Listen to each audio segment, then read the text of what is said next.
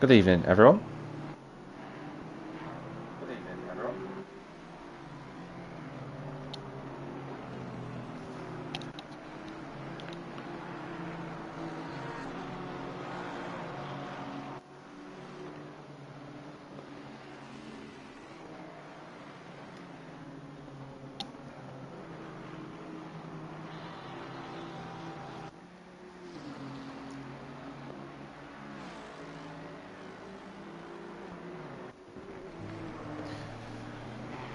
When the Österreich ring turned into what was known at the time as the A1 ring, it wasn't quite as seamless as a transition as you might expect.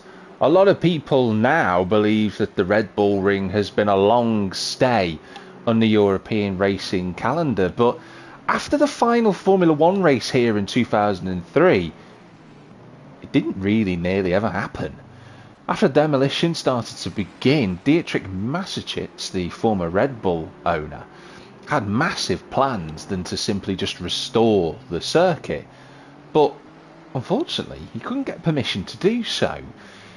When he eventually managed to get his way and reopened the track 8 years after its final race, an entire decade had been lost of GT, open wheel, motorsport racing.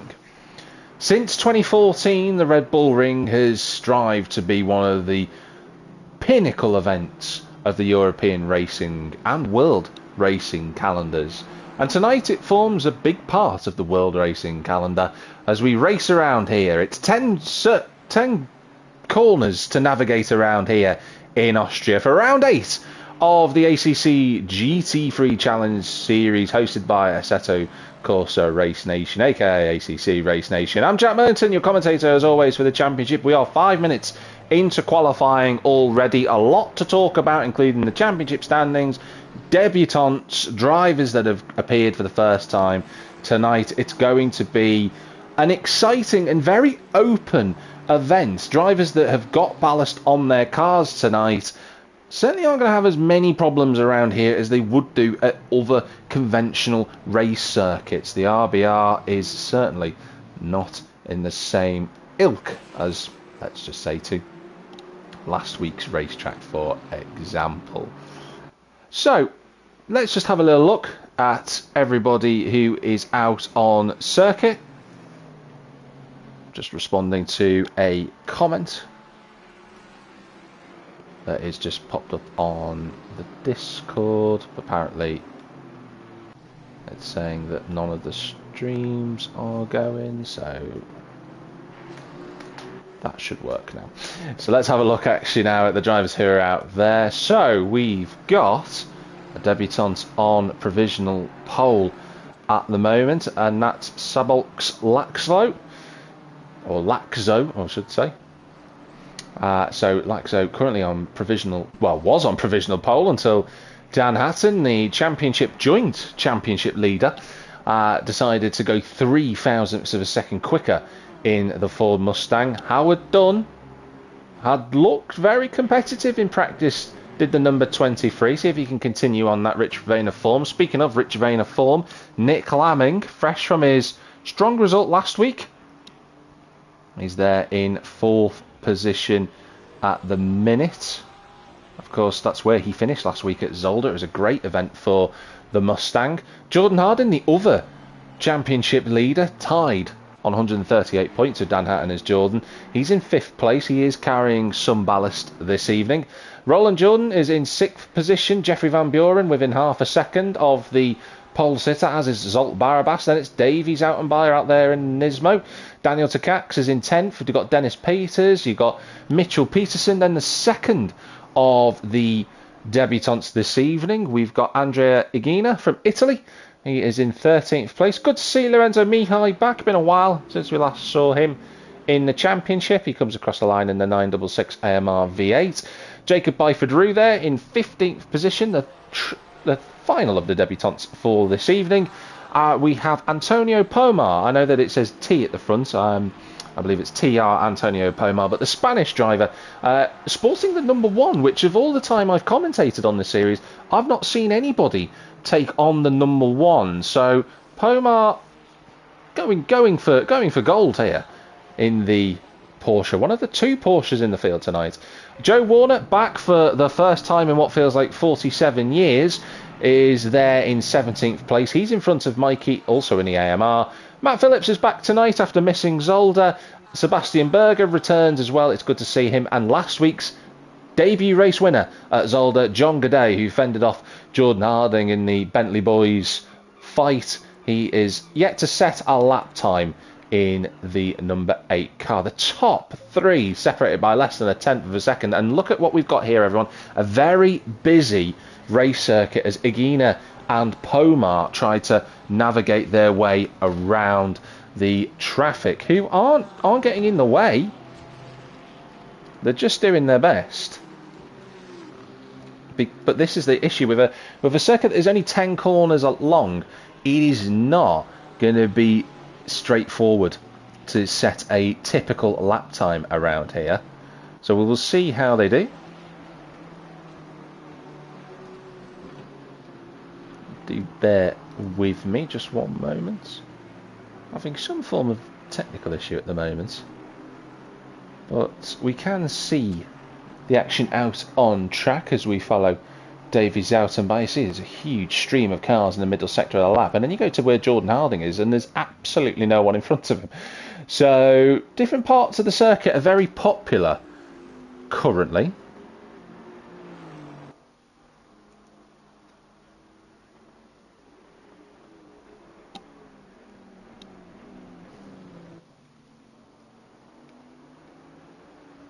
Should be okay now, I think.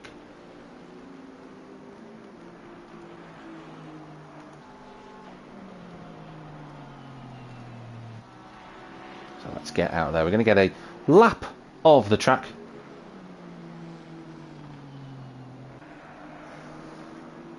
I would also like to make a point that I did actually incorrectly pronounce the name of our current pole sitter just a moment ago. It's actually pronounced Sabolch is his first name, and Lachko in the surname. So that's what we've got, just so you're aware. So that is Sabolch Lachko in the provisional pole slot at the moment by less than a tenth of a second. It's going to be a very tight grid tonight. Let's get out on circuit.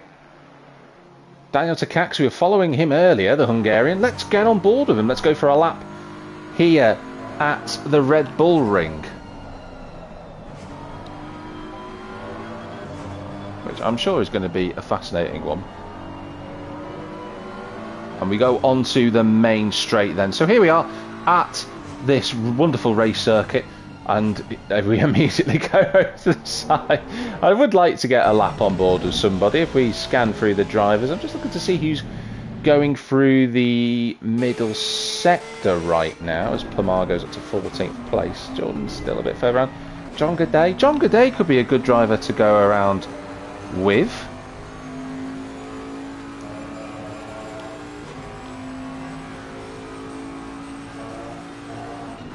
So here we go into the penultimate corner at turn number 9.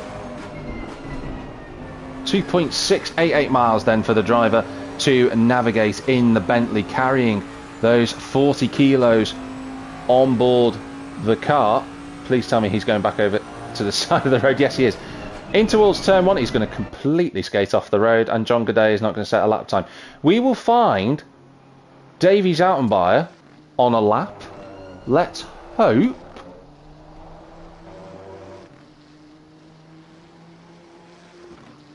Zoutenby is going to set a lap time. Let's hope he's going to go on, take us on to a lap. Good to see you, Danny. Into turn 1 we go then. Zoutenby brakes early for the first corner. We've got Igina in front of us in the BMW. Nicely done that though from the Nissan. Now what's the benefit for Zoutenby here is that he's going to get a slipstream all the way up towards the next couple of corners. Turn 2 is this left-hander, doesn't really affect the drivers, but it will do going into turn 3. All about preparation, heavy braking zone, down through the gears into first gear. Be surprised if anyone used a gear other than one through that turn. Then it's firing out of turn 3 and getting a draft all the way to Roush corner at turn 4. Difficult blind braking zone this, and not made any easier by the fact that there's a car in front of us.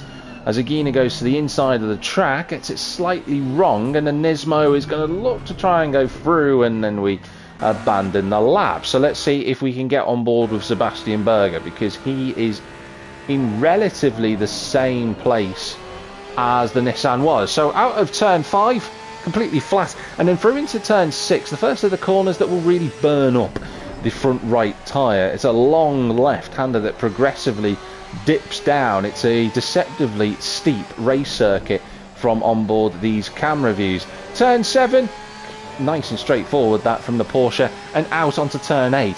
Technically a corner that rises quite a long way up towards Rint at turn 9, but really it's about setting yourself up for an attack into this penultimate corner. The Porsche's car just drifting out a little bit, under braking. One final corner to go at turn 10. Important not to go over the track limits and the exit of that turn, but the 585 has done a good job, and it's towards the front row of the grid for the Porsche, and Berger is within half a tenth of Latchko in the lead. So that is Szabolcs Latchko in first position,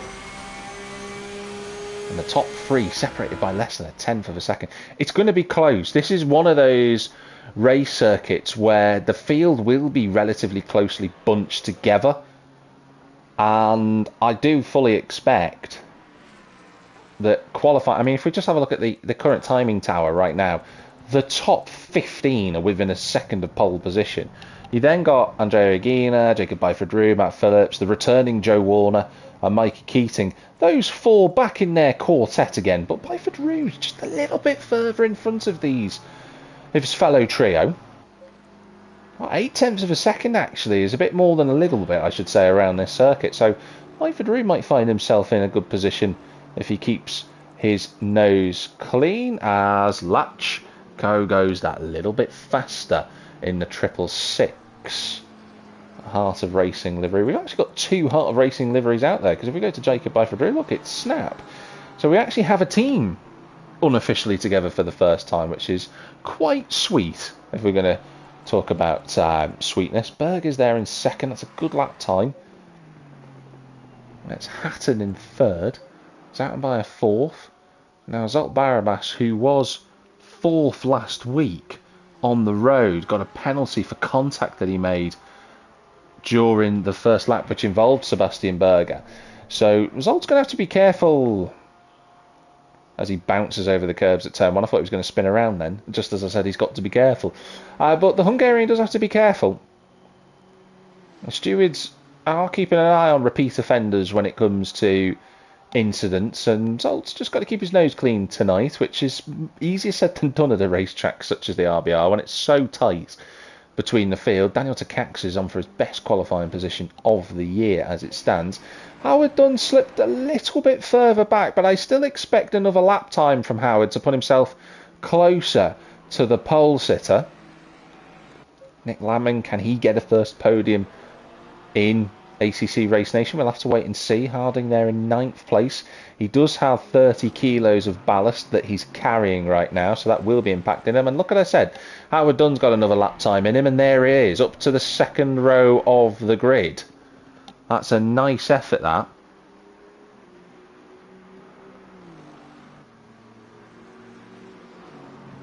So nice, good, strong work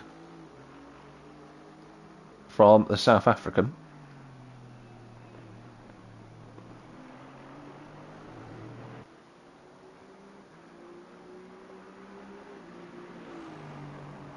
I'm excited to see if he can find himself on for a second ever podium within the series. Of course, we don't actually know what Latchko's pure performance is. We know his qualifying performance is incredibly strong, and we don't think he's going to go out again, but there's still time to get the car turned around and set up on, and there you go, Latchko emerging again from the pit. So he'll have one more lap, I think, to throw at this. But it is, of course, the shortest track on the calendar for season number 13. What will he be able to do this evening? Well, Dan Hatton. A new updated livery. He's got a chrome and red 55 livery running this time. Of course, as I said earlier, Dan Hatton leading the drivers' standings at present. Hello to everyone who is watching in the chat at the moment. Good to see you. So Howard Dunn there. Zolt Barabas in the top 6. Nick Lammond's gone down a little bit, but that's just because there are more improvements coming from the drivers, and then it's Roland Jordan rounding out the top 10. Antonio Pomard, well, he's got a 1 in his number, and he's in a 1 for his grid slots. Just got an extra 1 attached to it. But he is keeping up the number 1 theme. And where is our other debutant that we have in for tonight? It is Andrea Higuina in 17th place. I don't think there's going to be more qualifying times coming from those that are in the pit. So Lorenzo Mihai, Andrea Higuina, Davy Zoutenbayer won't be any higher than 5th. And Sebastian Berger has called it a day, as has Mikey Keating. So we've got 1 minute and 22 remaining in qualifying. We've just seen Roland Jordan do an excellent lap to go up to 4th place, displacing Howard Dunn, who will be the next car to come across the start-finish line. A wonderful effort from Roland Jordan there.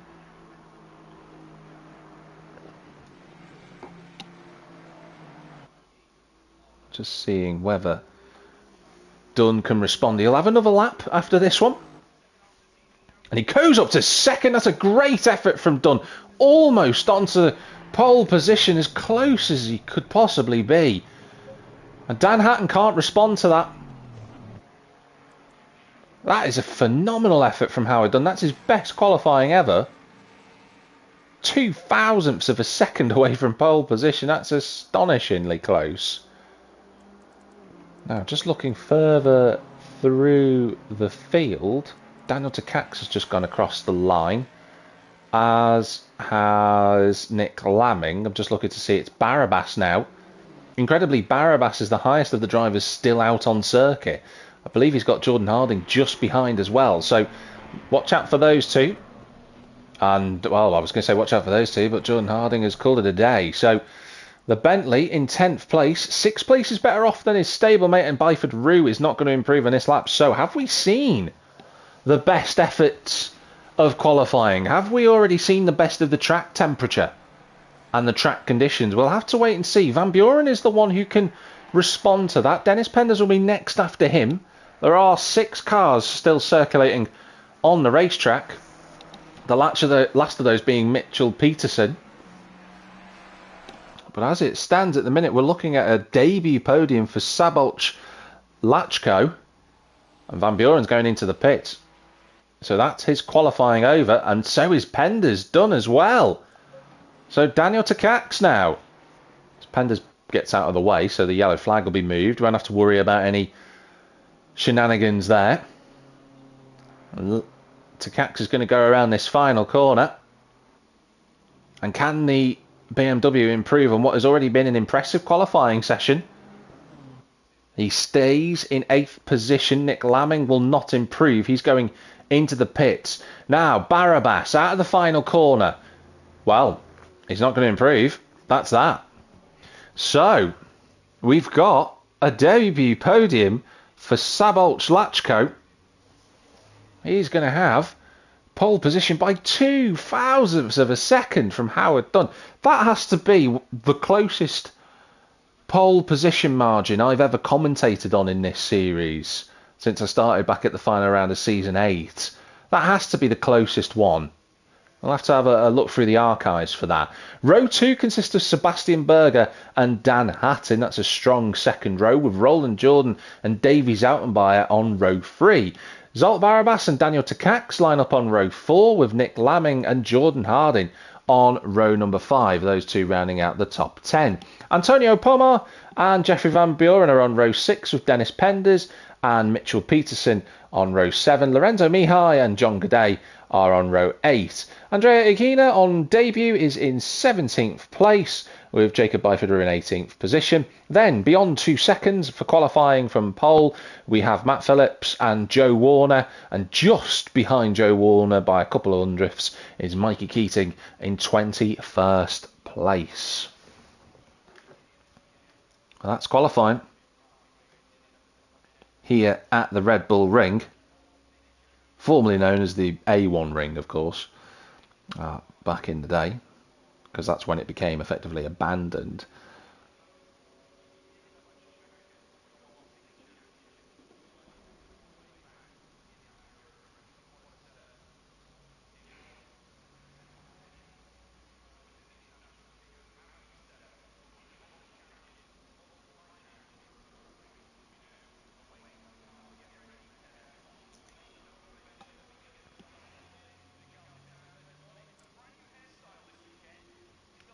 So we go to the start grid.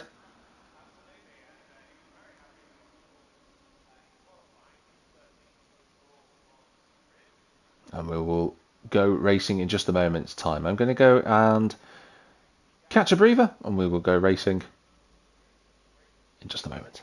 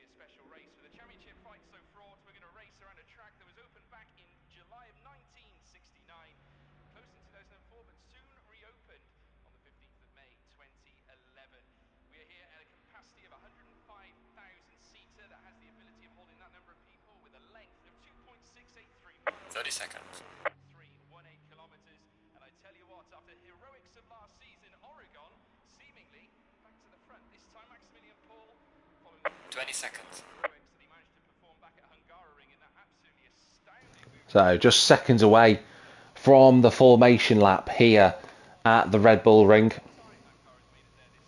Can Saboc Lachko take a first victory on debut? Wouldn't be the first driver to have done it. We have had a lot of drivers. I say a lot, not over like 20 or anything along those lines, but for a relatively young series, we have had quite a lot of debutant victories. I believe Sebastian Berger was one of those on the grid who managed to do that. But we are underway, and Howard Dunn will be chomping at the bit here to get a second podium. But that qualifying time will give him some positivity to look forward to.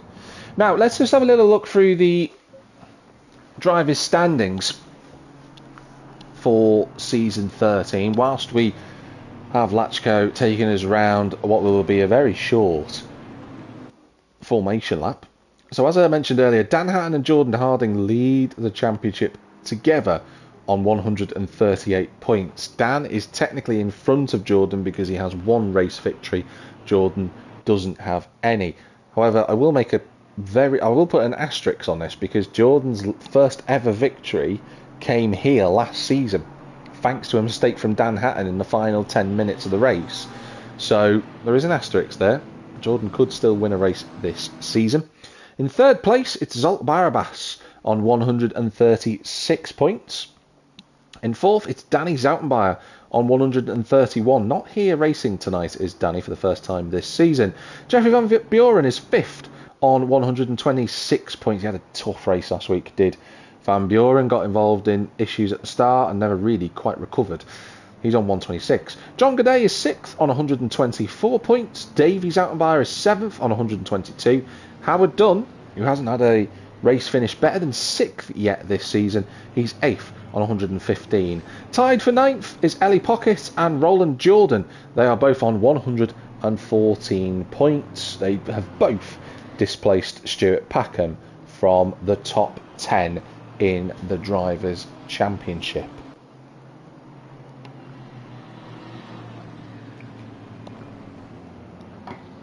So Lachko just taking them on the exit of turn 8. We've still got a few cars quite a long way back. In fact, I think I saw Dan Hatton miles away from the field. Joe Warner's gone back to the pit. So Dan Hatton's completely out of position here, as is Nick Lamming. So I'm not quite sure what is going to happen with those cars. They've got to get themselves into position effectively before the final part of this corner, because they are now lining up ready to go racing. It is an all Aston Martin front row. It's the 666 of Lachko versus the 23 of Dunn on that front row.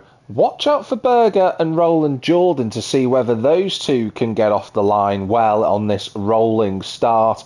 Who's going to react best to the lights as we go racing for an hour? Just a few seconds. And the race is live here from the Red Bull Ring. Off we go then towards turn number 1.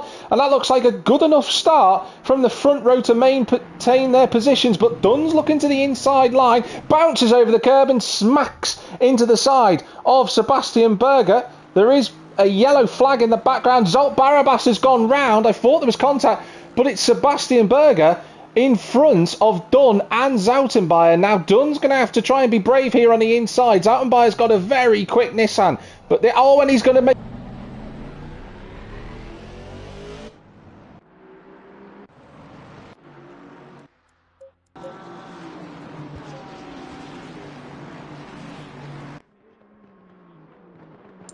Couldn't have happened at a more perfect time. But the two Hungarians battling into turn number 4 there. And that's Daniel Takacs and Roland Jordan. Pomar has had an outstanding start from 11th up to 7th place. But he's going to be on the outside for turn number 6 as Takacs tries to hang on to position.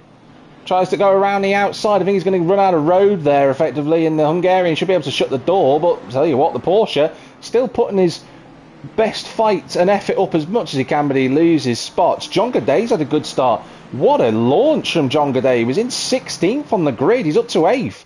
Past Jordan Harding. So it just shows you how well a couple of drivers have moved through the field. Dennis Pender's getting crowded off the road there as they approach turn 9.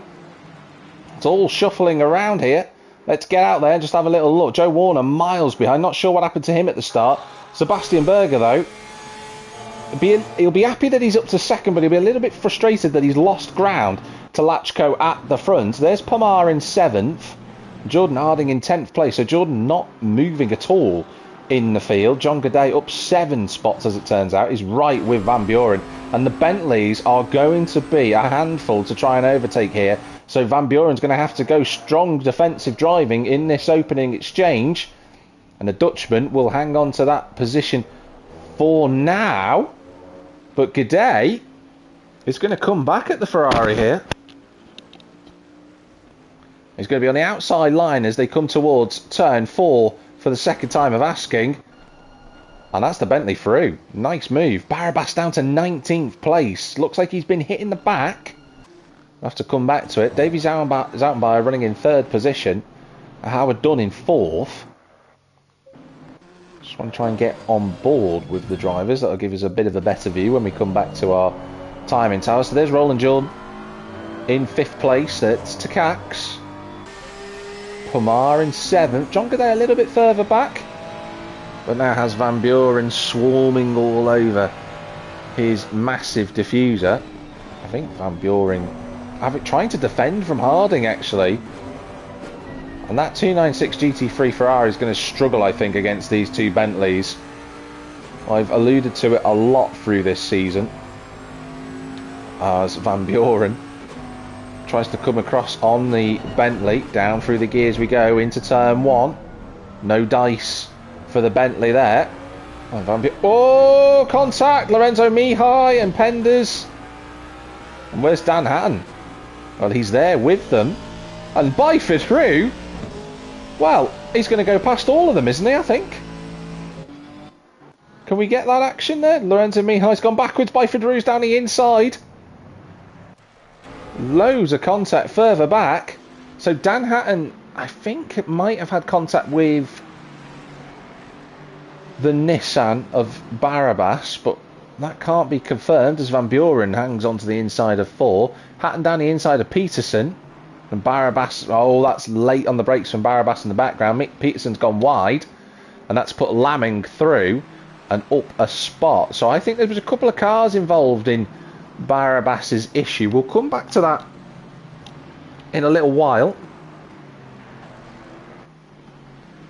At the front, Saboch Lachko is off and up the road, but Berger is tracking him quite nicely as they go through turn 10 for the 3rd time of asking. Hatton trying to find a way past Byford Rue. But he's going to find the number 7 to be quite a difficult customer. to overtake.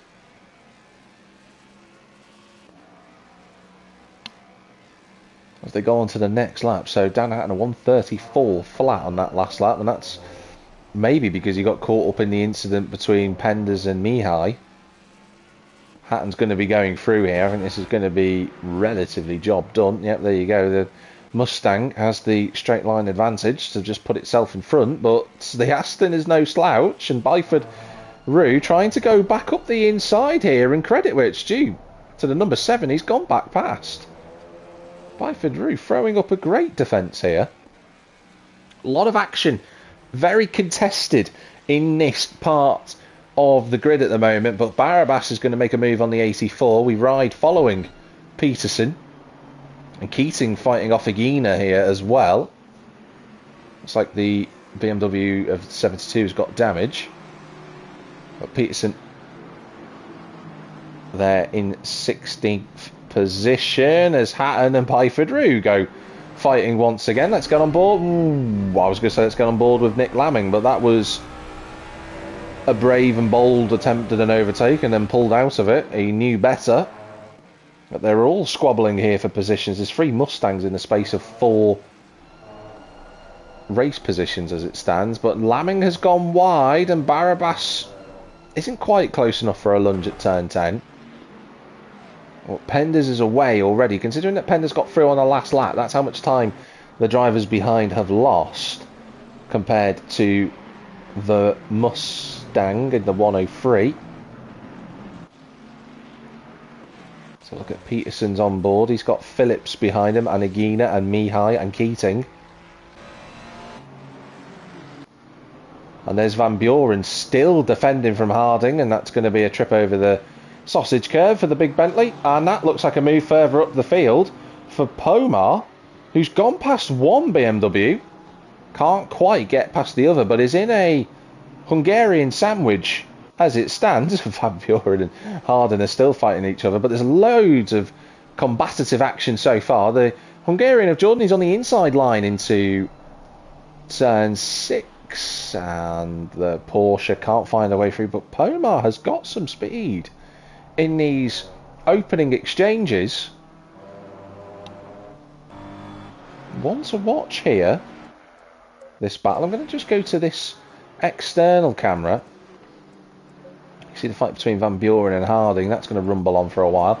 Lamming trying to find a way past Byford Rue, but Byford Rue is doing whatever he wants to do, which is defending his spot. That's exactly what he's trying to do, and Lamming is on the lights trying to distract him, doing a bit of a Ricky Collard.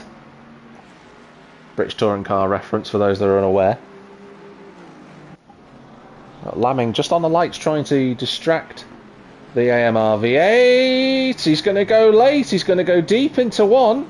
Byford Rue, credit where it's due, saw it coming. And now they're going to be battling side by side. But they've got the Nissan of Barabas now with them. All in a very tight spot, as you can see. Now, which way will Barabas decide to go? He hangs on with Byford Rue for now. And the Aston Martin gets overtaken by Lamming. So that's another position that Byford Rue is just having a great time fending everybody off with. I wonder if Barabas will look for a lunge on the outside line at turn 4. It's going to go around the outside as the Nissan, but then brakes a little bit earlier. Can't tuck underneath the Aston in front of us. That gap between Pomar and Jordan has extended, and Jordan Harding has got past Van Buren whilst we were watching that. There's Agina. Keating just on the edge of this group.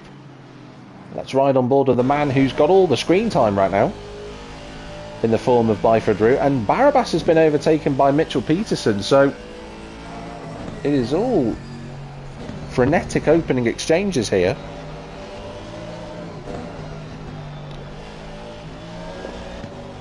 As Byford Rue goes a little bit wide out of turn 10. Now, the thing with the Ferrari around this track is that it's not the most competent in the straights. I say competent, that's an unfair word actually. It is a very strong car in general, but compared to the rest of the field they're racing tonight, the Ferrari just doesn't quite have the straight line speed. And that's going to be a little bit of a hindrance, I think, for the number 84. Peterson, effectively one of only 2 drivers who are in the Ferrari in this championship tonight. No Steve Hall, who is typically the main number 1 Ferrari driver. Peterson goes late, but he's not quite close enough, and a little slide out of turn 4. Barabas is going to have a line here towards the inside of turn 6. Is the Nissan going to find a way through here on the inside of the corner? Peterson trying to hold on around the outside, and credit where it's due, he's still there. They're both giving each other racing room, and then the Nissan consolidates 15th place, but that might soon become 14th because Byford Drew's now having to defend him. Laurent Mihai is also there. Oh, around the outside from Barabas. Little bit of contact between himself and Byford Drew. I think Byford will give it up because he's fair. He does. And Byford Drew gets overtaken by a very determined Nissan in the form of Barabas. Correct myself, it's Laszlo Mihai who's right behind the script. I don't know why I keep calling it... I've done this several times. I've called Laszlo Lorenzo. Probably because I'm thinking of Jorge Lorenzo, the former MotoGP champion, who won around this track quite a few times, actually. So that's probably what's going on in my mind. But Mihai right there at the minute, and Byford Drew is getting the most screen time he's probably ever got in my coverage. No offence to him, it's just he's right in the thick of the action tonight. There are more battles going on further up the field. We will have a little look at them whilst we're here. Lachko still out in the lead. Berg has stabilised that gap at 2.2 seconds.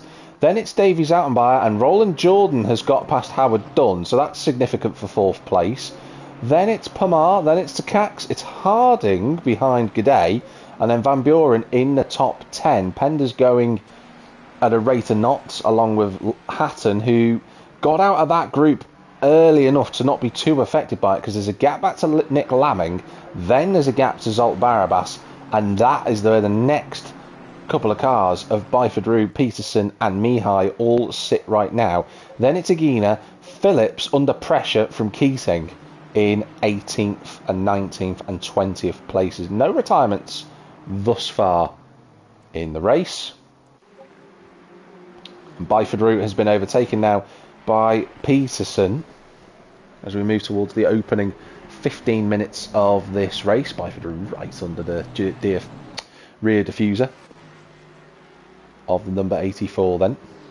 Does have good straight line speed, it's just whether he's going to be close enough to strike back at the Ferrari. Mihai shadowing this in the 966, but Byford Drew not close enough in the heart of racing 7.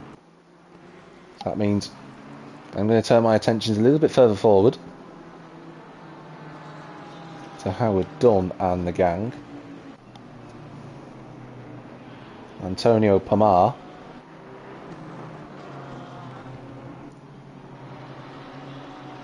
Very solid debut thus far. The debutants are all doing a good job, actually. One in 1st, one in 6th, one in 18th. All having some good fights up and down the circuit. Jordan Harding to the inside of John Gaudet. That's a move complete.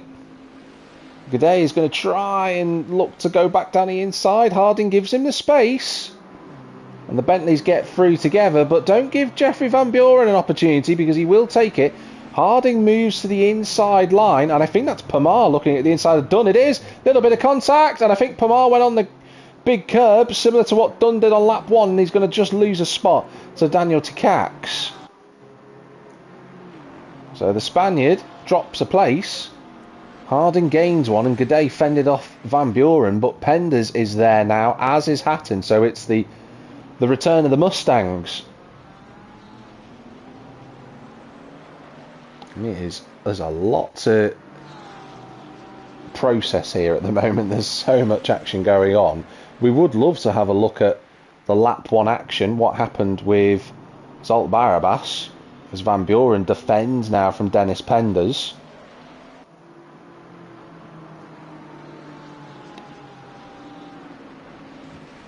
The Belgian only finishing once inside the top 10 this season, but I don't think that his performances have warranted a finishing record like that, in truth. I think he's been quietly impressive at times, Penders, this season, but just hasn't got the results to show for it. But he's in the thick of the action now. Let's hope he can make the most of that. There's Hatton in 12th place. Lamming is on his own in 13th. Barabas has now shaken off Peterson, and Byford Rue's now trying to fend off Mihai. And then it's Egina just behind that, but Mihai not quite close enough in 17th position.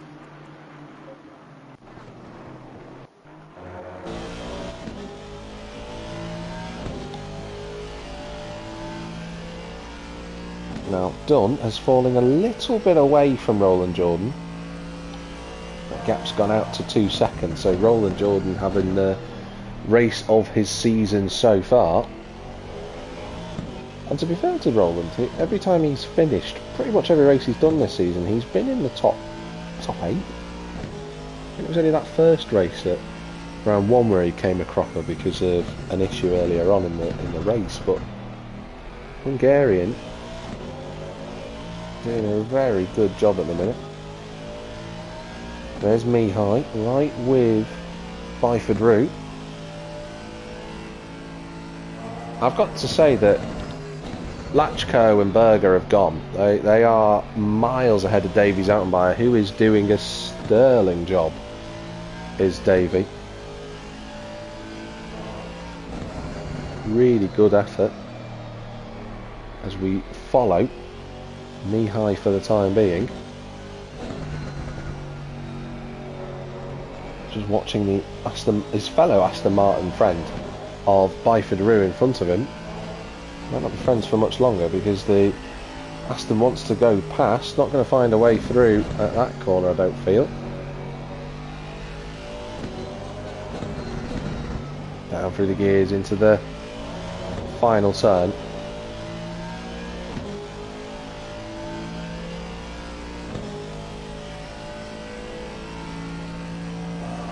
Byford just continuing to fend them off. There's Lachko. I haven't seen much of him since he took the lead, but Berger keeping him honest for now. That gap just fluctuating between 2 and 2.5 seconds. So those two lapping at a really strong pace.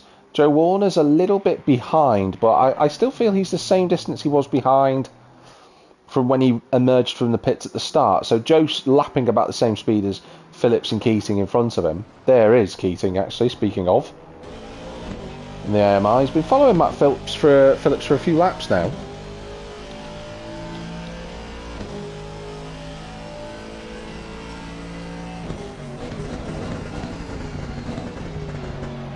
Bit of an awkward downshift that actually from the Aston Martin. That wasn't probably as neat and tidy as Mikey would have wanted that.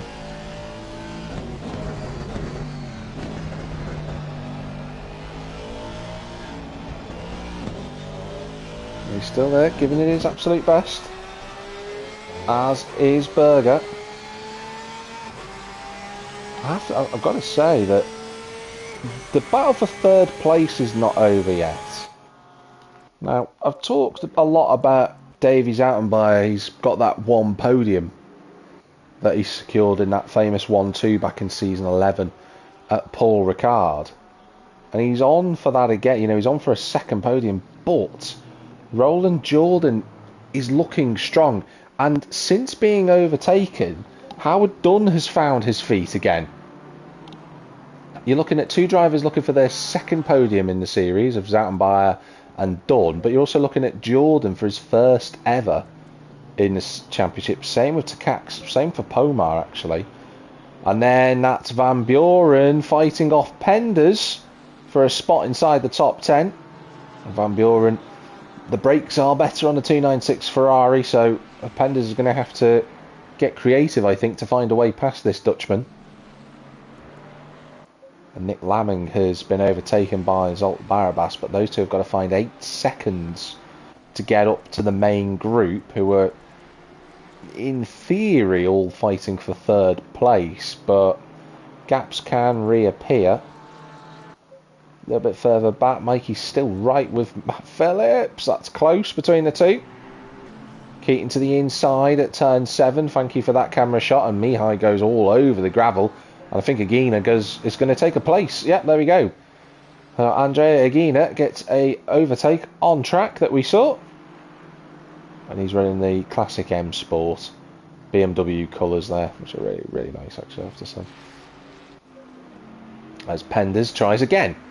I feel like we've seen a couple of drivers who've just been defending all the way through the race. One of them was Byford, and now it's Van Buren. And Penders is just going to try and squeeze the Ferrari so that he couldn't fight back, and that's exactly what he did. And Dennis Penders moves into 10th place, and you'd think Van Buren must be thinking, oh, I can have a breather. He can't. Hatton is now the next driver to reassemble an attack on the Ferrari. Nick Lamon's got back past Barabas, by the way, in the background. You can see right there. And Mitchell Peterson has not been dropped either, so this has got all the hallmarks of a race-long fight, which is the second week in a row for Barabas and Laming, actually, but this time it's the other way around. Barabas trying to get through on the number 87. Pomar right with Pomar looks very fast. I have to admit, from a commentary perspective, it does look like that Porsche is very well hooked up. But I think there's a little bit of I'm gonna say this. There's a little bit of impatience almost from the Spaniard. You can tell he's quicker, but it's just about timing it nicely. Can he do it into turn one? Not quite close enough. On the back of Takacs, we've got someone who's spun round, and I hate to say it, but I think that is the debutant. It is. Andrea Aguina has had a spin on the exit of turn 7, and he tumbles down to effectively where Joe Warner is in last place. On board with the Porsche. Now the Porsche will have the same issue that the Ferrari has, in that its straight line speed isn't the best in the field, but it will have good weight distribution, and you can manoeuvre the car around quite nicely.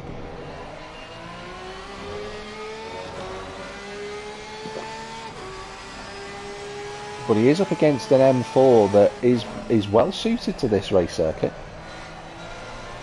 You can just see a little bit further up the road. There's Roland Jordan going around the left-hander, and then it's Howard Dunn. Tyre wear will start to be a factor at this point in the race. There will be some drivers who will be debating about whether it's a good time to go for a pit stop. I wonder if Dan Hatton will be one of those thinking about it. He's behind Dennis Penders, and Van Buren and Pomar decides to come in. I was just literally speaking about it. And there you go. Just going to check something on that, actually. Yeah, there we go. Pomar goes into the pit, so it's going to get a little bit of an opportunity to get some clear air. It is early for a pit stop, but not too early that it's impossible. And will he take on some new tyres? That'll be a key question round here. Brakes are also important around this race circuit. We saw that last season when drivers were running out of brakes, and they didn't have any stopping power towards the end of the race. Jordan Harding, despite running with the 30 kilos of ballast and the Bentley behind him running with 40, they are both doing a relatively decent job at the minute. Not a bad racetrack to carry ballast around at all if you're in a Bentley right now. And Sebastian Berger as well, let's not forget, the man in second place, he's carrying 20 kilos of ballast in the Porsche. He was classified in third place last week. John Godet, then it's Penders. I'm just looking in the background at, well, I was looking in the background at Van Buren and Hatton, if either of them are going into the pits. Looking at that rear camera on board of the Ford. No. They both continue on. They are all catching John Godet slowly. The Bentley is being reeled in. You see how well that Ferrari goes around the corners. Is able to put the pressure onto the back of the 103, but then just can't get close enough to try and make an overtake.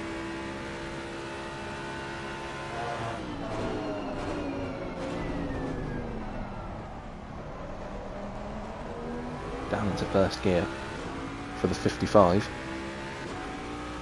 Status quo here for the time being, as Nick Lamming has been overtaken by Barabas and is now fending off Mitchell Peterson for 13th. Really good exit that from the Ferrari, and Lamming's going to go defensive.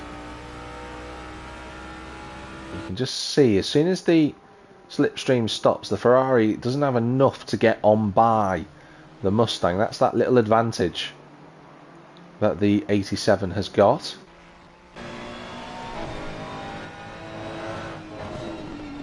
Down into third gear, second gear for Peterson. No change. Now I'm going to go forward because look at this. Roland Jordan not only has been catching Davies Autenbayer, but Howard Dunn has been brought along with him. So this is the fight for third place. They've now got a bit of a gap to Daniel Takacs, who you can see is just a little bit further back there.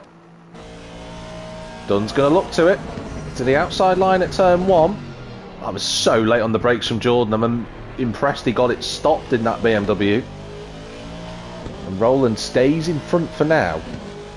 But these two just need to remember not to fight too much at this stage in the race. They can potentially secure a podium position here with a bit of strategy and a bit of teamwork to move up to the back of Davies Autenbayer. But of course, they're not on the same team, so they will try and have a racing driver's fight.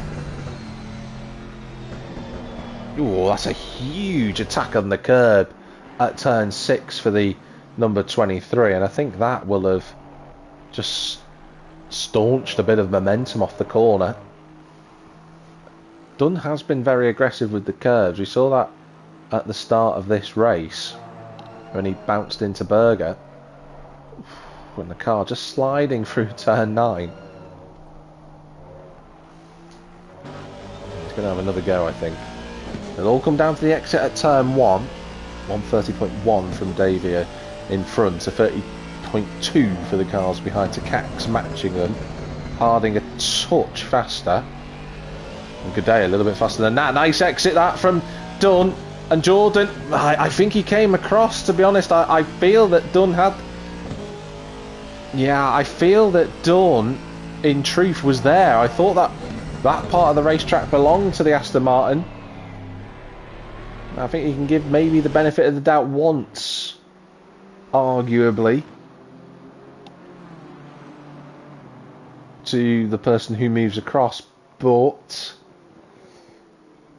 I don't think Dunn will be impressed at all with that action.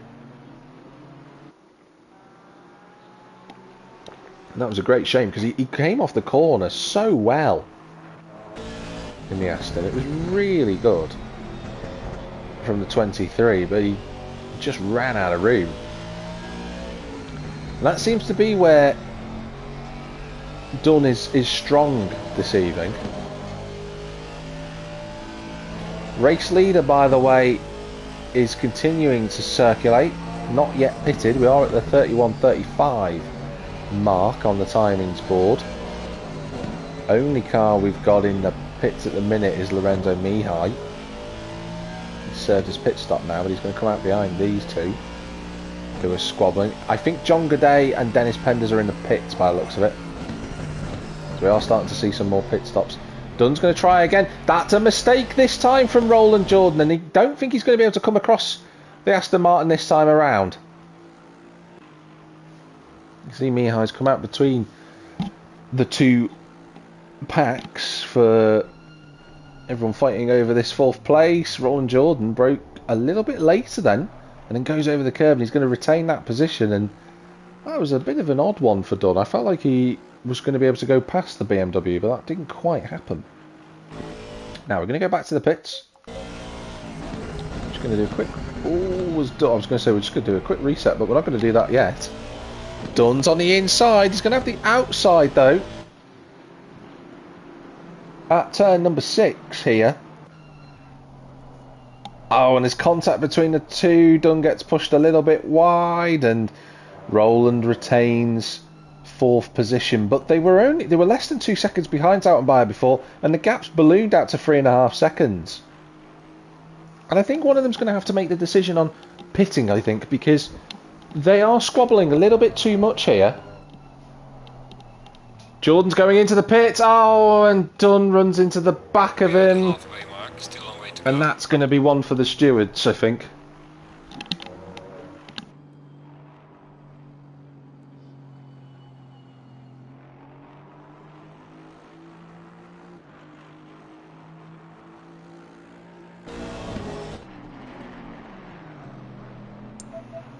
Well, whilst that was going on, race leader of Sabolt Lachko has gone into the pit. So that's put Davies Zoutenbayer in the lead. Berger also pitted, which leaves a bit of status quo between those. Roland Jordan obviously had that accident. And the worst thing for Dunn is that he slowed down thinking he'd let Roland back through, but didn't realise that Jordan was going into the pits. And that's always awkward at that pit lane entry. It is really difficult to try and navigate around. Now, Daniel Takacs only just emerged in front of Antonio Pomar. And Takacs blasts around the final corner. And don't forget, Pomar pitted a lot earlier. Where's Roland? He's still in the pits. I think he's going to come out. Yeah, he's going to come out quite far behind these two. And that's obviously because of the spin.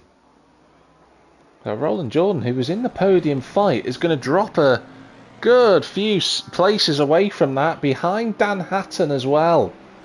And John Gaday's behind Jeffrey Van Buren. Nightmare scenario that for the Hungarian. Can he try and get one place back? No, not quite. He dives to the outside line. He's got to get those tyres fired up. And Dunn, who waited, is now behind Harding and is going to have to drive to Jordan's pace. It leaves Zoutenbayer in the lead, Lamming in 4th, Mikey Keaton's in 5th place. I said last week when he was running in 10th, take a picture. This time, take a memory board of that. Although Mikey now comes into the pits just as I say it. So Mikey this time has navigated the pit lane without crashing into the entrance of it, which is a good start. He's just got to make sure he doesn't crash on the exit of it now, because that is a 90-degree corner which he has to navigate. Matt Phillips enters the pits, which puts Joe Warner, if my mathematics are correct, it puts Joe Warner inside the top 6 potentially, I think. Going to come out behind Berger. Keating there in the pit. So Joe's, yeah, I believe I'm right. Joe Warner will be running in 7th, maybe even 6th place, yeah, because Lamming's there. So didn't actually count for Lamming. So on his return to ACC Race Nation for quite a long time, Joe Warner clocks in at 6th place for the time being. Back in the fight for what could be a podium. Look at this. Takacs on the outside line. Here comes Pomar. Not close enough. John Gaday still circulating. Dan Hatton has jumped.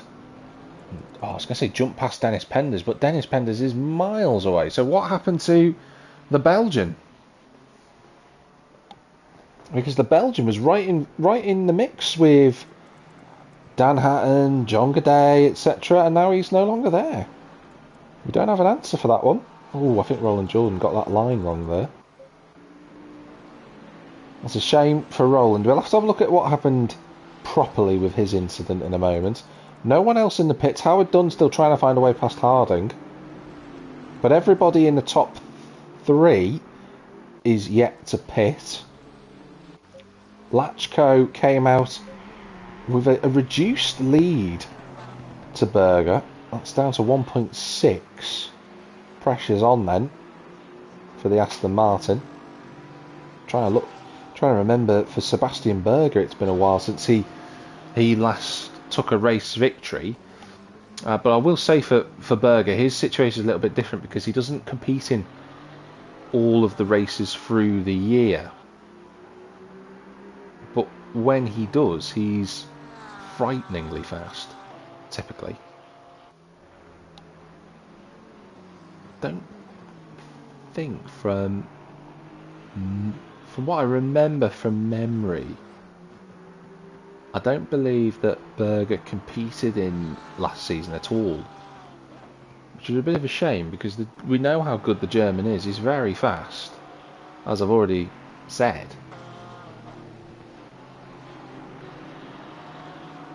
But last time, I think the last time he competed was season 11, and I think in the races that he finished, he won. Just get the team to confirm. Yes, I am correct. Yeah, so he did 4 races back in season 11. He only finished 2 of them, and the 2 that he did finish at Spa and Brands Hatch, he won both.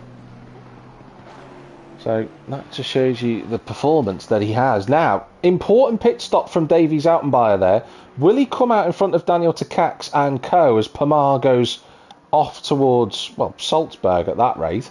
And Pomar went so wide at the final corner. So Davy Zoutenbayer is just coming out of the first corner.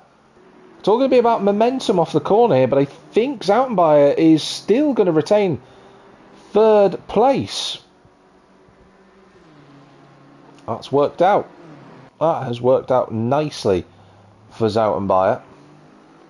Now, of course, Dunn has got past Harding, so he now leads the race, and Harding has pitted. So, for Howard Dunn, he's in a bit of a no man's land situation now, because we don't know relatively where he is compared with Davy Zoutenbayer. Officially speaking, I do think he'll come out behind the Dutchman, but the real question is, where will he fin out? I wonder. Now, we're 23 minutes remaining in this race. I still want to go back to lap 1, but there's been so much action that we haven't been able to catch it. And I also want to have a look at what happened to Roland Jordan after we cut away from his accident with Howard Dunn, because we didn't see quite how badly impeded he was. He's only a second and a bit behind Van Buren. He's 3 seconds away for Dan Hatton, who's put in a very quiet recovery drive so far.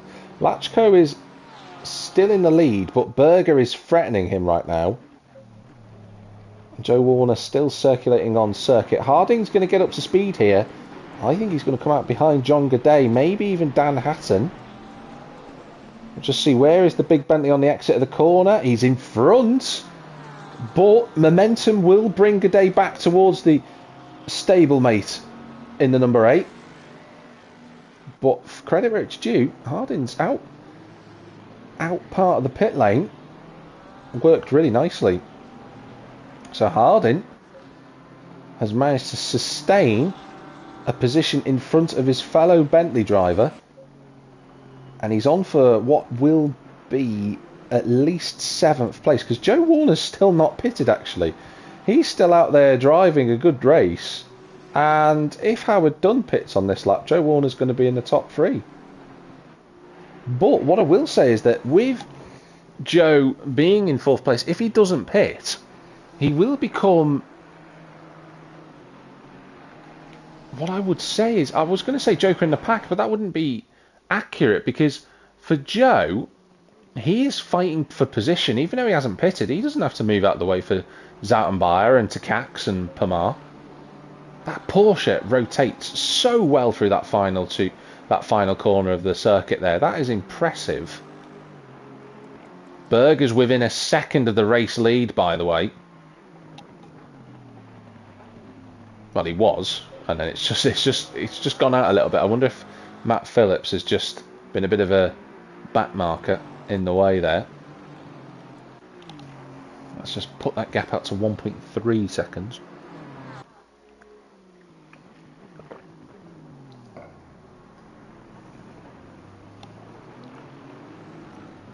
Jordan, the admin of ACC Race Nation there, saying instant needs to be looked at again because of entry lane track limits. It does. I think the incident between Dunn and Jordan, I think Jordan took the right line into the pit lane. We'll have a look in a minute. We have got a yellow flag out there. Lorenzo Mihai has had a spin. And am I going to guess that he's fallen behind Jacob Byford again? Yes, he has. And tell you something, Mikey Keating has been on a mission in this second half of the race. Trying to go past his fellow Aston Martin driver. He's down the inside. And he's going to go through. He's going to make a bit of contact with Byford Roux. And Byford Roux goes alongside Mikey then towards turn number 4. And will Mikey be brave enough to try and go all the way around the outside? No is the answer to that question. He slots in behind.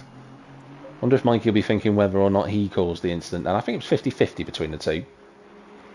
Now Zaltenbayer is with Joe Warner. Now this is critical for his race for a podium. Oh, he's run into the back of Warner and he's turned him round. Now that's for position as well. And Daniel Takacs will be thinking about a podium now. Daniel Takacs to the outside line at turn number 3. Round the outside we go. Zaltenbayer holds that line. Joe Warner's still facing the wrong way. Pamar trying to find a way past now. Give us the right camera, people. There we go. We want to go on board with Pamar. And here goes the Spaniard down the inside. He's going to brake late. He's going to make contact. And that's going to put him into a half spin. And he loses 1, maybe 2 spots. Gooday's going to try and go around the outside at turn 5. Goudet will have the inside line for turn 6. Oh, the Bentley's really struggling with that amount of ballast. And Pamar can't turn the car in because there's a big number 8 in the way. He tries to go around the outside of 7. That's going to put him on the marbles. And Dan Hatton will now try and be the freight train to go past him as well. The Ford will have the drag towards the penultimate corner. And Pamar, he saw his name in lights for a podium. It was 50-50 the incident, to be fair. Sometimes those collisions happen and you just end up having an incident. And sadly for the Spaniard, he goes from what was 5th place to 9th in the space of a mile and a half. This is where the action's at. Jordan Harding, through, again, just what he would describe as steady driving, has got himself into 6th place and is now looking at Takacs for 5th. Now don't forget that Howard Dunn hasn't pitted yet. He's still in the race lead. Harding, oh, that Bentley just squirming under the ABS. I'm gonna have to go to the replay. We can't delay much longer. We have to have a little look at this replay. I want to see what happened to Zalt Barabas, and I'm going to spend no longer than a lap on this.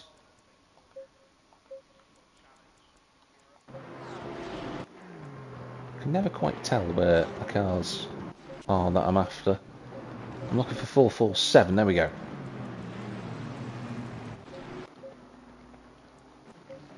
Now, of course, Barabas at the start got turned around. He was miles behind at turn 1. And we need to know what happened to him. So very quickly. There we go. Into turn 1. So this is at the race start. Brakes. Gives a load of room. Pamar goes diving through the middle. Bounces. Oh, and that was it. And then Harding just was, as a consequence, was there. Oh, just the wrong place at wrong time. That's just seemingly a lap 1 incident from my perspective. Let's just have a quick little look at what I don't think there was much Harding could have done, but we will have a look. So Pamar just took advantage of the space that was there. That's just one of those, isn't it? There's just not much you can do there with that. And then if we have a look at Howard Dunn, now you see what his incident caused as he goes into turn 1. He's there for the inside, for the race lead, and it just bounces over the curb, and it just causes all sorts of drama. And then we have to look at his fight with Roland Jordan. It's going to be a lot of this. And then it'll be a little bit further back. So this is what happened. Roland Jordan into the pit lane. He's absolutely fine. And then it's just a nudge. Just a nudge. And then there's another bit of contact with Mihai. To be fair, Mihai couldn't have done anything. Let's just have a look at Roland Jordan's car. I'm fairly certain Jordan is absolutely fine for position. I don't think he's done anything wrong. Yep, he's right in there. No problem with the pit lane entry. And it's just it's the merest of knocks. And then Jordan bounces the car off the wall and gets into the pit lane, but he lost a significant chunk of time. Right, that's what happened. Those are the two main incidents that went on during the race. Let's just have a little look. So Howard Dunn has pitted as we speak, and he's going to come out behind this group of cars. Lachko still leads, Berger's second, and then it's going to be Davies Altenbayer in third place. Daniel Takacs is fourth, then it's Harding, then it's Gaudet, then it's, I'm going to say it's Dan Hatton, yes, then it is Pamar, Van Buren, and Howard Dunn is down in 10th place in front of Roland Jordan. So if he really wanted to, Howard Dunn, to be sure of no post-race penalties, could move out of the way and let him through. John saying correct entry. Yeah, there was nothing wrong with Jordan's line, to be fair, so he was all good there. Speaking of the other Jordan, Harding is right there. This is an unbelievable performance from both Bentleys, because Gaudet's come up from effectively 10 places on the grid to be fighting in this lead car battle for the podium. And neither of the Bentleys looked like they had the race pace. Well, rather, I should say the qualifying pace, but they've certainly got a race pace tonight. Yeah, you're right, John. I agree with you on that comment. It was really unlucky for Barabas. Former championship leader, don't forget, for a number of rounds at the start of the season. Still right in the championship. It's not over for him yet. Still keeping an eye on the gap between Berger and Lachko at the front. Very close between the two, but not quite in striking range for an overtake. Harding going wide at turn 1. There is Barabas, and I think that's as high a result he's going to get. I feel he's in 13th place. And Zoutenbayer is putting a lap on Phillips. Now this will be interesting. Back marker in the form of the Canadian. He's going to have to get on with moving out of the way. Now what's gone on there? There's a yellow flag. It's Daniel Takacs off the road. You can see him at the top of the screen. Daniel Takacs is going so slow. Daniel Takacs has pulled off the road, and he's in the pits. Takacs is in the pits. What has happened to Takacs? He was on for a battle for the podium. Oh, and I think Van Buren's just gone round. He has. There's all sorts of... It's all kicking off on this lap. So with the back marker, I mean, I don't know if Phillips has done anything wrong, but it's just everyone has all of a sudden become sideways. Howard Dunn's gone backwards as well, and it's all reshuffled out. That all happened. So Daniel Takacs was just off the road. Pamar is in 7th place. Then there's Van Buren. We're going to have to have a little look at that. Again, I know it's live action, I know, but we just need to see what happened. That was so bizarre. Because the 301 was doing so well. There is Takacs. Let's go right the way forward. The beauty of ACC means we can't skip to the lap that we want, but you know you can't complain too much. So there we go. Takacs is behind Zoutenbayer, up towards turn 4, well turn 3. Zoutenbayer goes through. Oh, that is a strange one. That sounds like a. Listen to this.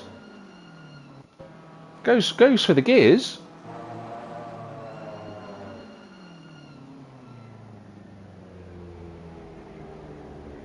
And then has nothing. And the Bentley's behind did very well not to have an accident. So that seems like a mechanical or a rig issue. That was a very bizarre one for Takacs. He'll be gutted about that.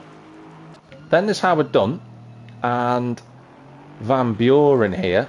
Now I saw the Ferrari going sideways, and that'll be why. And to be honest with you, Dunn was actually the one who came off of that worse. So Howard's done race. That's a shame. Howard gets back on the track, and away we go.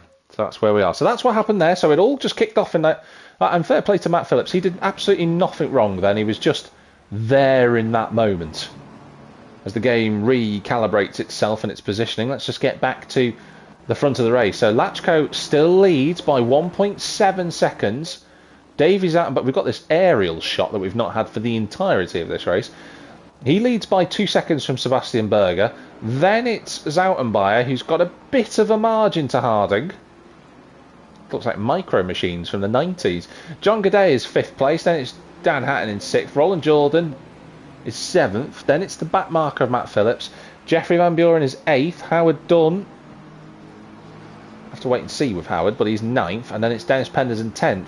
As a result of the retirement for Daniel Takak, actually I say he's retired, he's actually back out there, so that's a massive shame. That just seems like a bizarre situation for Takak. I'm not sure what caused it, but he's sadly dropped out of the fight for a podium now. Barabas will move up to 11th, and Mikey Keaton Central Heating is in 14th place. He's having a fabulous drive, and Pomar is down to 17th. Now I saw him in strife as well, but we didn't catch what happened there, sadly. Okay, we're only getting that aerial shot now, no matter what we do. Which, to be honest with you, is actually quite good for the fights on circuit, but not very good if you're trying to watch. Oh, Joe Warner, that was a bit awkward. Balachko leads, and he's got the gap up again to Berger. That's 2.7 seconds now. There is the Porsche. He's been stalking him all the way through this race, but just hasn't been able to get onto the back of the man on his debut this evening. And Sabolch could be taking a first win. Less than 8.5 minutes remain. Mikey in 14th place. Lorenzo Mihai not too far away from Byford Rue and Mikey. That could come together. Just look at that, there you go. So that could be a 3-car fight in his remaining laps. And there's Harding with Gaudet in 4th and 5th position, and then not catching Zoutenbayer here. I believe his brother is watching. Why are you watching and not racing, Danny? What's going on there? He's expecting the man who is having a really good championship to be racing tonight.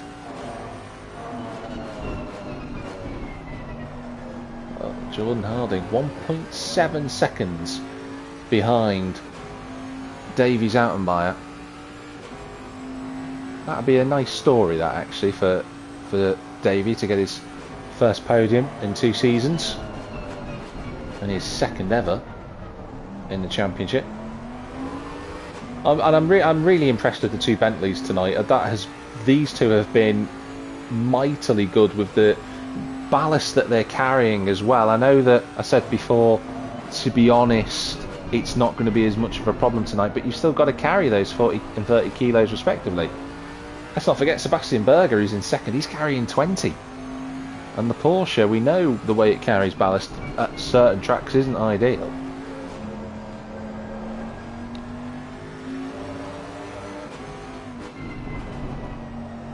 To the left-hander we go. Harding under a bit of pressure from the number 8.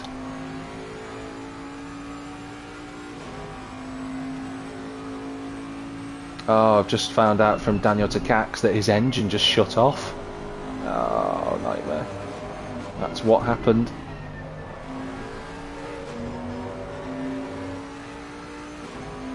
On to lap number 35. In the bag. Zoutenbayer responding by 1/10 of a second to Harding. On board with Gaudet. Let's go back to the garage. 6 minutes to go. Here's a fight for 14th. Keating in front of Byford Rue, in front of Mihai. Looks like Mikey... I thought Mikey was getting lapped then, but he isn't actually, because Lachko is now with his fellow liveried AMR driver, and those two are going to be getting blue flags shortly. Now this is something they've both got to be aware of here. They can't afford to dilly-dally. Otherwise they will lose time to Mihai, who's already got out of the way. Big slide from Lachko in the final corner. Wow.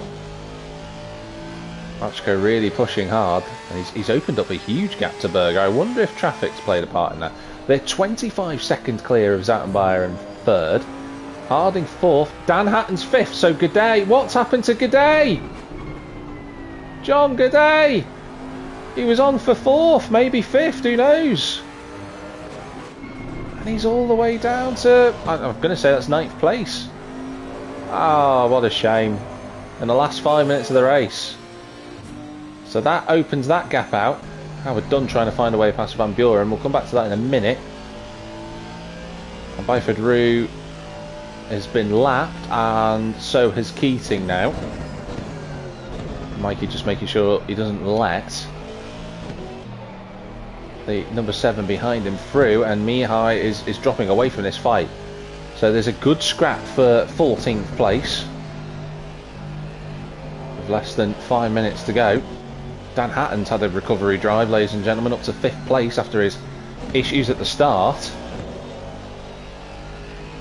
It's all over the place. Everyone's firing all over, up and down the field. I'm gonna have a little look at what happened to G'day here, because that I don't think he'll have done anything in terms of a fight with Harding. You never know. It could be completely wrong. Let's find the number 8. There he is.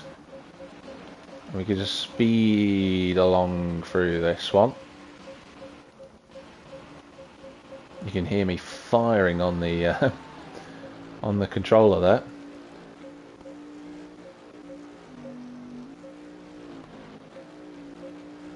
So it's on this lap. Into turn 1, no issues. Turn 2 and 3. Oh, and he just lit it up on the exit of 3. That's all it was. Oh, just that is unlucky, that. And then the half spin goes wrong, and that's why he falls down the leaderboard. Right, well that explains John G'day's slide down the field. Lachko on his way. He's got 3 minutes remaining for a first ever victory in the championship. Berger's second. Zattenbayer running in third place. A little bit deep, that line from Davey. And since Harding got away from G'day, he's managed to close that gap right down. That's 1.4 seconds now.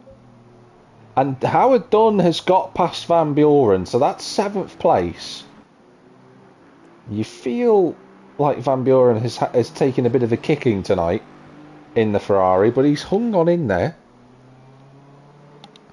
Ah, that's why Danny Zattenbayer isn't racing. He's on holiday in France. Chapeau, Danny, chapeau. Mitchell Peterson there in 12th place. The Ferraris have been in a bit of a... They know they've been in a fight today in the Ferraris. They have been battling for positions all race long. And they've been involved in most of the action. The man who's got the most screen time, though, is Byford Rue, who's just... more than anybody has been in the thick of it. Oh, he got that line wrong, though. And Mihai almost had the door open. There is Laszlo. Trying to force that one open. These guys, I think, are going to be on their penultimate lap of the race. Still a couple of miles to go. I think Mikey went deep then into the corner. Yeah, he got away with that. This is where the biggest fight is right now. This is the biggest on-track action. It's not for a spot in the top 3 just yet. It's a spot for 14th. And it's being as hotly contested over as it would be for a race victory, as we've seen in the last few weeks. Up and down the field, there has been action aplenty. Joe Warner is fending off Matt Phillips.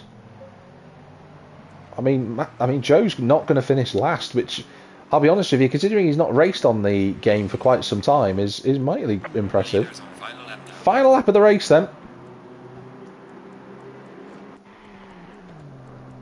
Lachko hasn't got long left in this race. Jordan Harding is inching onto the back of Zattenbayer, but he isn't close enough. this is going to be a grandstand finish. Not for Zoutenbayer, this is going to be an important final lap because he's not been in this position for a long time. Berger has just completely fallen off the pace. I wonder if he's run out of brakes. It's not an impossibility, but Lachko must be just thinking to himself, I can stroke this home now. Szabolcs Lachko, he's going to be on his way to a first win. What a story that is. There's been so many great stories this season. Harding's got the gap down to 1.1. Mitchell Peterson still shadowing Barabbas as they go on to their final lap. I'm just looking to see, is that their final? I think it will be the final lap for Kit.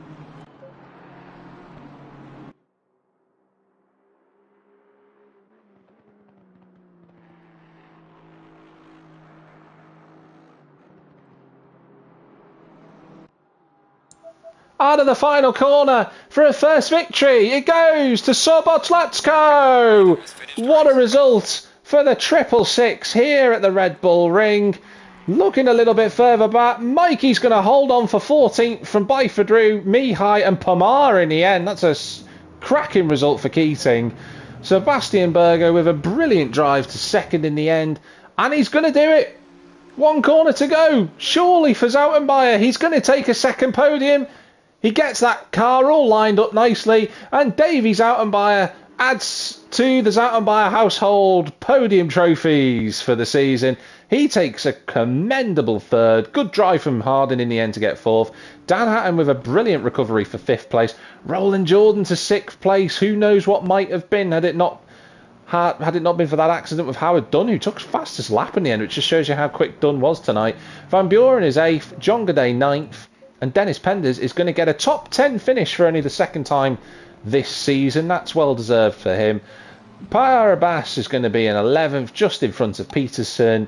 And it'll be Nick Lamming. And I'm going to say that's Daniel Takacs just behind him for 13th and 21st places respectively. Okay. So, Szabolcs Lachko is the debut winner for the championship. He joins Ellie Pocket, Sebastian Berger and many more who have done that achievement. Congratulations to him for taking the victory. Sebastian Berger takes another podium in the championship. It's second this week for him. Davy Zoutenbayer, he should be proud of that podium place. Good drive today, actually. Kept his focus exactly where it needed to be for the Dutchman to take another podium in the series. Jordan Harding with a good drive to fourth place with the Bentley and the extra kilos of weight on board. Dan Hatton with a good recovery drive to fifth place. Roland Jordan, it's a big question, isn't it, in terms of what might have been for him. Had it not been for that incident, could he have got his first podium? Who knows? That'll be a question to be asked within the what-ifs of the world. Howard Dunn is 7th with Jeffrey Van Buren in 8th position. John Godet falling away towards the end in 9th after that incident, little half spin in the final 5 minutes. And Dennis Penders, as I said before, great result to get in the top 10. Zolt Barabbas with 11th place. A good recovery drive in the end after what happened to him on turn 1 of the first lap of the race. Mitchell Peterson in 12th in the end. The Ferraris have been in a battle, as I said before earlier today. Nick Lamming is 13th as well. He got caught up in that lap 1 incident. Mikey Keating, I think, with his second best result of the week. In a week, I should say, for him. But fending off Byfordru, Laszlo Mihai, that's impressive, and Pomar as well. Great drive for Mikey to get 14th. Byfordru, battler of the day, if you want to give that a title, in 15th. Mihai in 16th, he was always involved. Antonio Pomar, 17th in the end, but I think there's more speed to come from the number 1. See how he gets on in the future. Joe Warner with a solid return back to the championship in 18th place with Matt Phillips 19th. Andrea Aguina, we didn't see what happened to Andrea. He ended up 2 laps down, but I don't think that's an accurate reflection of his pace. He was with Byfordru and co earlier, so I think Aguina might have a better time of it at the next event he does. And then Daniel Takacs, another big question mark on what if, had his engine not shut off. Who knows where he could have ended up. Danny saying he's on holiday next week as well, so he won't be he won't be racing for that, which is a great shame because we're heading off to, well, a racetrack that I'm actually heading off to myself this weekend. We're heading off to Donington Park next Wednesday. That's on the 26th of August for round 9 of the championship, and this is where the movements start to happen for those that want to be involved in the championship fight. The next 2 rounds are really critical for that. We'll see who is able to pull all of that off. But from tonight's action, I've been Jack Millington. Thank you very much for watching, and where we might be in the big wide world. Have a good one, and we'll see you next week for Donington.